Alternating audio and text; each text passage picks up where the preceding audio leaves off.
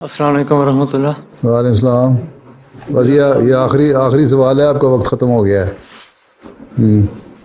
جی میرا نام میر اسامہ نسیم ہے۔ میرا سوال ہے کہ خدا تعالیٰ سے تعلق کیسے بہتر کر سکتے ہیں؟ خدا تعالیٰ سے کیسے تعلق بہتر کر سکتے ہیں؟ ابھی میں نے پہلے جو بتایا تھا دعا کی قبولیت کے لیے، وہی طریقہ خدا تعالیٰ سے تعلق بہتر کرنے کا ہے۔ ٹھیک ہے، اللہ تعالیٰ سے محبت کرو جو سب محبتوں سے زیادہ ہو، اور محبت کرنے کا تقاضا پھر یہ ہے کہ پھر اس کی بات مانو، اس پہ ایمان لاؤ، اس کے جو حکم ہے ان پہ عمل کرو، جن چیزوں سے اللہ تعالیٰ نے روکا ہے ان سے رک جاؤ، تو پھر اللہ تعالیٰ سے تعلق پیدا۔ یہ دوستی کا معاملہ ہے، اور کسی دوست سے دوستی کرنی ہو تو کس طرح تعلقات بہتر کرتے ہیں آپ دوست سے؟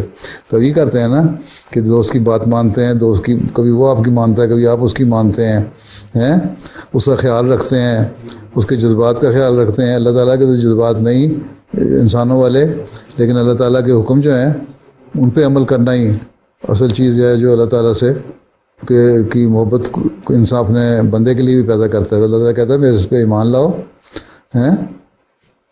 تو میں تمہیں پھر تمہارے سے محبت کروں گا، تمہاری باتیں سنوں گا۔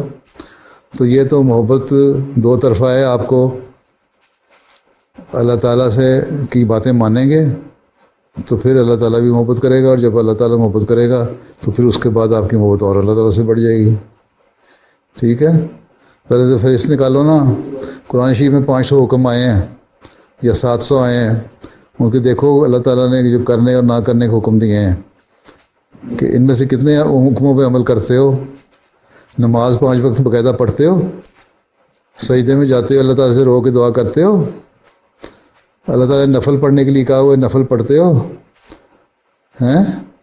اللہ تعالیٰ نے اچھے اخلاق دکھانے کے لیے کہا وہ ان کا معیار اچھا کیا کر لیا ہے؟ جب یہ ساری چیزیں ہوں گی تو اللہ تعالیٰ سے محبت ہی پیدا ہو جائے گی۔ ٹھیک ہے نا؟